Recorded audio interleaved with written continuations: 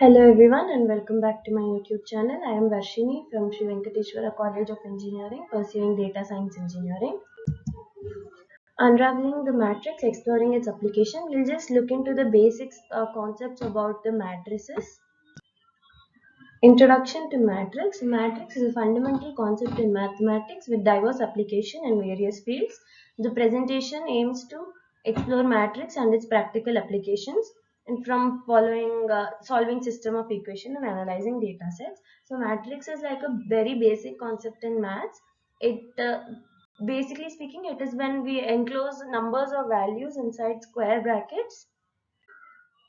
What is the order of a matrix? When we consider a matrix, it will have n number of rows and m number of columns.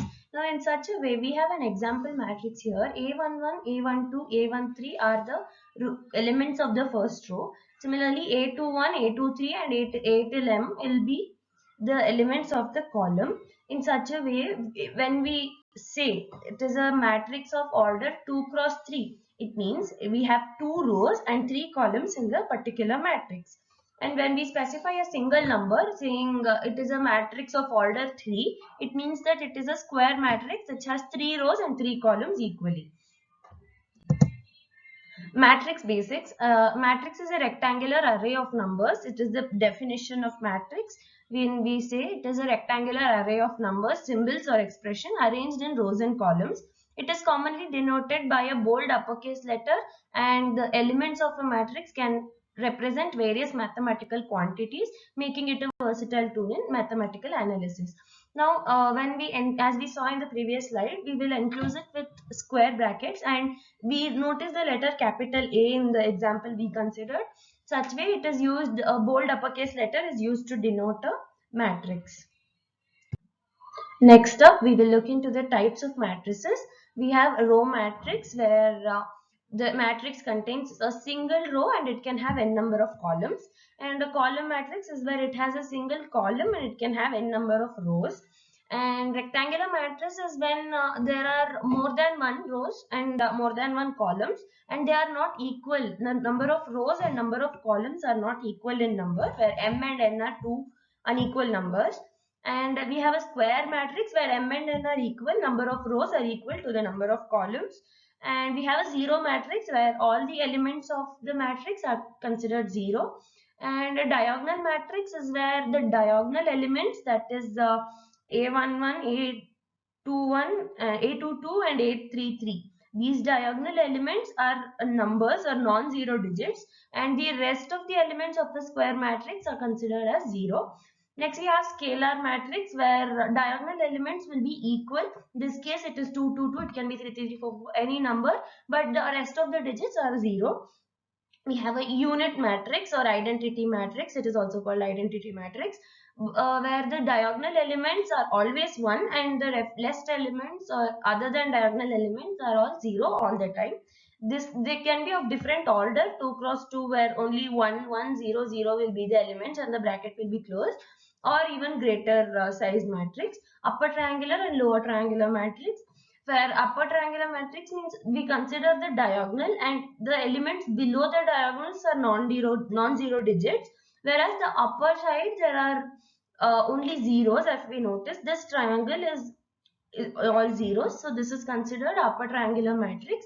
The vice versa, or where the lower elements are 0, it is considered as a lower triangular matrix. Matrix operations. When we are trying to solve equations by using matrix, we need certain operations so that we can add, subtract and multiply the elements of the matrix. They have certain rules according to which they have to be done. So matrix operations such as addition, subtraction, multiplication and inversion play a crucial role in mathematical computations. These operations enable manipulation and transformation of matrices, facilitating complex calculation and problem solving in diverse mathematical contexts. Now, when we have to add two elements of a matrix, one thing is that we can only add the first element to the first element of the second matrix. And when we are multiplying, we multiply rows, first row into first column and second row into second column in a particular way or a path we have. Let us look into applications. In the field of linear algebra, Matrices are used to represent and solve system of linear equations, analyze vector spaces, and study linear transformations. This concept of eigenvalues and eigenvectors also fix extensive applications in various mathematical and scientific disciplines. And they have taken one example as eigenvectors and eigenvalues, which we are also learning in solving manually and also in the lab. So that is a major implementation of matrices. And other than that, matrices are used to represent linear equations. If we have like a system of equations, especially two or three equations, we can write them as corresponding values of x as a first column elements, y as first second column elements, and so on, and equate it to the final answers we get. In that way, we can solve and get the values of x, y, and z, or any other variables we have considered respectively. And in conclusion, matrix is a powerful mathematical tool with wide-ranging applications from solving complex equations to analyzing data sets. In its versatility and efficiency can make it an indispensable component of modern mathematics and scientific research, paving the way for innovative advancements in various fields. As we discussed, it helps in finding values, and it's also used to analyze data, which is a very important sphere of even evolving technology and daily life. And matrix is a very inseparable part of this process. And with that, I would like to thank you all for watching my video. Thank you so much.